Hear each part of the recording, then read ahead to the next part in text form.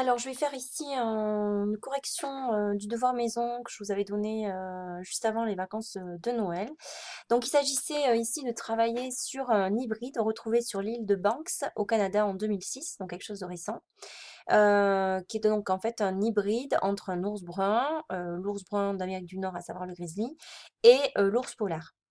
L'idée ici était de montrer, à travers cet exemple concret, que la définition de l'espèce présentait des limites. Vous aviez, pour répondre à ce sujet, encore plus de documents, donc le document ici 2 qui présentait essentiellement les caractéristiques de ces deux ours.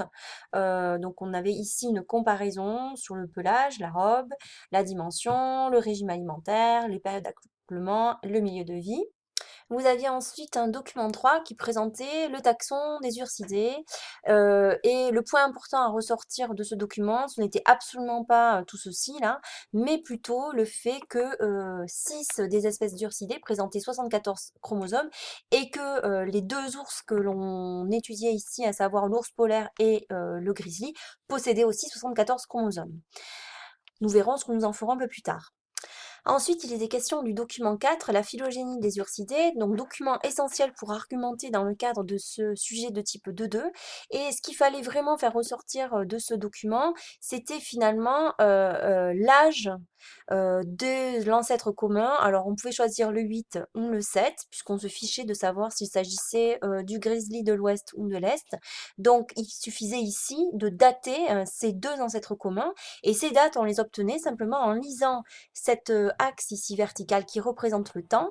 Et donc, si je situe à peu près ici l'ancêtre commun, j'obtiens une date de 0,13 millions d'années, ce qui correspond à 130 000 ans, ou ici 0,01 million d'années, ce qui correspond à 10 000 ans. Donc finalement, ici, on a une séparation en fait des deux branches qui vont mener à l'ours polaire et à l'ours brun, qui est finalement très récente dans le temps, puisqu'elle se situe entre 100 000 et 10 000 ans.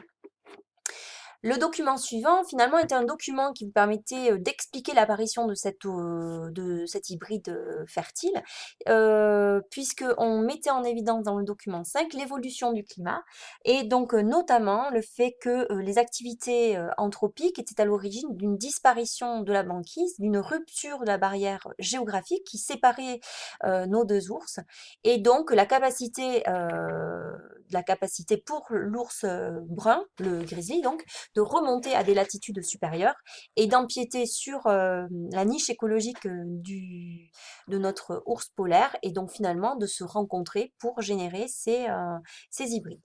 Donc ça, c'était en gros une explication des quelques documents que vous aviez à étudier. Maintenant, que fallait-il faire de ces documents? Donc si je prends ici la correction du devoir que je vais vous distribuer, voici ici la correction. Donc sur la correction, il était nécessaire pour moi que vous fassiez une introduction, un développement organisé, une conclusion. Entendu dans développement organisé, pour moi, il est nécessaire que vous ayez un plan, vous adoptiez un plan. Alors ce plan peut être apparent ou non, je vous l'ai déjà dit, sauf que je me rends compte que quand il n'est pas apparent, je n'ai pas vraiment de plan. Ce qui fait que la lecture de votre œuvre est finalement assez complexe. Euh, Obligez-vous à faire un plan, si possible apparent. La mise en relation est ensuite une nécessité, et c'est pour ça que certains des élèves de la TS1 ont eu des difficultés, dans le sens où vous avez du mal à mettre en relation les documents et les connaissances. Et pour moi, la réussite d'un sujet de type 2.2, c'est arriver avec brio et talent à associer les deux sans réciter le cours et sans faire une analyse séparée des documents. Donc, les documents, les éléments tirés scientifiques, pardon, les éléments scientifiques à tirer des documents, vous avez ici les informations. Euh, donc, des documents 1 et 2, vous pouviez faire une comparaison.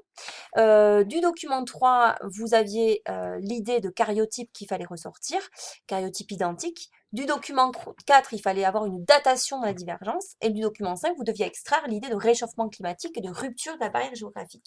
Maintenant, en faisant ça, on n'était pas sur la note maximale. Je vous rappelle ici que quand vous avez un sujet de ce type-là, on s'attache dans un premier temps à la qualité de la démarche. La démarche doit être cohérente et répondre à la problématique. Pour beaucoup d'entre vous, j'ai eu une démarche maladroite ou partielle, c'est-à-dire que vous répondiez partiellement à la question. Et du coup, vous positionnez deux faits sur des notes qui seront comprises entre 3 et 6. Ce qui fait qu'en fait, à une première lecture, vous perdez 4 points, ce qui est énorme.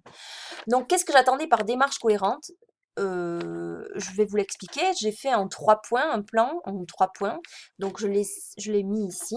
Il était pour moi nécessaire de montrer que vous aviez deux espèces différentes, puisque on les a toujours nommées des espèces. Pourquoi est-ce que les scientifiques s'étaient-ils attachés d'un point de vue historique à parler de deux espèces? Il fallait s'appuyer sur les données écologiques qui confirment qu'il s'agit bien de deux espèces et s'appuyer aussi sur la définition typologique de l'espèce, et là, ce mot était pour moi essentiel, vous rajoutez du cours, donc c'est une plus-value sur votre écrit, une définition typologique où on mettait bien en évidence que l'on avait deux types d'ours différents, différents par la robe, par la nutrition, etc., etc.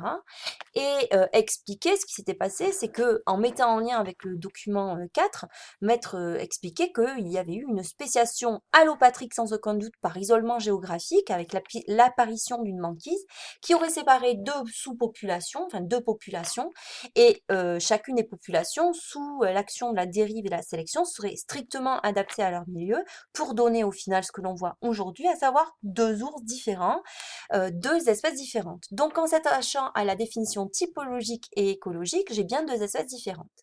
Maintenant, je vais quand même montrer que on a un problème puisque j'ai un hybride fertile. Donc ici, est-ce que ça ne serait pas plutôt deux populations appartenant à la même espèce? Ça pourrait être, ce que je viens de dire, la transition nécessaire entre vos deux parties. Ici, l'obtention d'hybrides fertiles montre que la barrière reproductrice et donc génétique n'existe pas. Or, elle fait partie de la définition de l'espèce. Donc, en utilisant la définition biologique de l'espèce, Urtus arcos et Urtus maritimus sont donc deux populations d'une même espèce. C'est une espèce. Ce sont deux individus d'une même espèce. Je rajoute d'autres arguments, j'ai un même cariotype. Donc ici, je rajoute la définition génétique de l'espèce, c'est-à-dire que comme j'ai le même cariotype, ben, ça confirme l'idée qu'on est sur une même espèce et qu'en plus, j'optimise les chances d'avoir en fait ici une descendance fertile, puisque la fécondation des gamètes est possible et que du coup le descendant pourra lui-même faire la méiose. Donc on aura un hybride qui lui-même sera fertile. Mais on a un problème ici, c'est que la définition de l'espèce ne tient pas compte de l'aspect temporel, et cet aspect temporel, vous pouviez en reparler en regardant à nouveau le document 4, qui mettait bien en évidence qu'on était sur une spéciation très récente dans le temps, 10 000 ans, c'est rien. Donc finalement, comment expliquer cette hybridation? C'était la troisième partie, puis ici, il fallait indiquer qu'on était sur une spéciation récente dans le temps, et que du coup les différences génétiques nécessaires en fait à la séparation en deux espèces n'étaient pas suffisantes. Donc ça en général vous l'avez marqué. Rajoutez que l'isolement reproductif n'était finalement pas atteint non plus. Et tant que les deux espèces d'ours ne se rencontraient pas, quand elles vivaient chacune dans les deux milieux, la question de une ou deux espèces ne se posait pas. C'est-à-dire que chacun vivait dans son milieu, se reproduisait entre eux. Donc pour tous les scientifiques, il s'agissait évidemment de deux espèces en devenir, ou de deux espèces finalement. Mais l'homme a perturbé ce processus et avec le réchauffement climatique a favorisé la rencontre, a rompu la barrière et l'hybridation est alors devenue possible. Un schéma était nécessaire, donc j'ai pris deux schémas. Je vais vous les montrer. Alors ça c'est le schéma de Maxime. Alors, parce que les deux schémas que je vais vous montrer, ils sont parmi les plus complets. Alors, voici le schéma. On a un axe du temps qui est signifié. Bon, la date, je suis pas tout à fait d'accord. On peut peut-être faire un mix entre 10 000 et 100 000, je n'en sais rien, mais bon, on est autour de ça. Changement de climat, barrière géographique qui apparaît et qui va séparer deux populations qui vont vivre dans deux milieux différents. Sélection naturelle et dérive qui interviennent au cours du temps. Échange génétique réduit ou nul. Début de spéciation. Et ici, on a deux sous-populations ou sous-espèces. Puis disparition de la barrière et on fait apparaître ici ce qui se passe au jour d'aujourd'hui, c'est-à-dire le pisli, et vers une même espèce avec l'hybridation possible. Ce schéma, on va dire, il est bien, il manque un titre, on va dire. Non, il n'y a pas de titre. Il manque un titre, mais il est bien dans le sens où il met en évidence tout ce qui s'est passé au cours du temps entre la spéciation et la rupture de la barrière. J'en ai un autre, donc c'est celui d'Achille. Alors, donc ici, on repart sur l'espèce, l'ancêtre commun, pardon. On a aussi un axe du temps qui est signifié. Il manque ici quand même la date que tu aurais pu placer, Achille. La barrière géographique, les populations, l'échange génétique réduit ou nul, le début de spéciation, la rupture qui est signifiée, l'hybridation. Alors, ce que j'aime bien dans ce schéma, et c'est un des rares, c'est qu'en fait, il a continué de rajouter l'ours polaire et l'ours, pardon, le grizzly et l'ours polaire, puisqu'en fait, finalement, on a trois populations qui cohabitent presque. Et ici, vers une seule et nouvelle espèce, donc ça, c'est ce qui serait une hypothèse. Donc là, il va carrément vers le futur. Alors, j'ai bien aimé ce document, puisqu'on a le passé, ce qui se passe aujourd'hui, et le futur. Donc voilà, pour expliquer le futur, il était nécessaire d'ouvrir. Alors moi, je vais vous lire ma conclusion et je pense qu'elle est intéressante. Je ne l'avais pas forcément montrée, mais si vous pouvez le garder, enfin garder cette phrase, ça peut être pas mal. Euh, donc, je précise que bah, la définition de l'espèce, elle est limitée. L'espèce est définie dans le temps, elle naît et puis elle naît, mais elle naît, c'est un processus qui est lent, hein. Et ça reste finalement, c'est là que c'est assez intéressant, un concept qui est créé par l'homme. Et je vous cite Guillaume Lecointre, qui est professeur au Muséum d'histoire naturelle, qui dit, lui, dans la nature, il n'y a pas d'espèces. Il n'apparaît que des barrières de reproduction. Les espèces, c'est nous qui les créons à partir d'un modèle théorique. Le modèle théorique, c'est celui que je vous ai présenté, hein, c'est 5 définitions de l'espèce qui sont rarement réunies tout ensemble.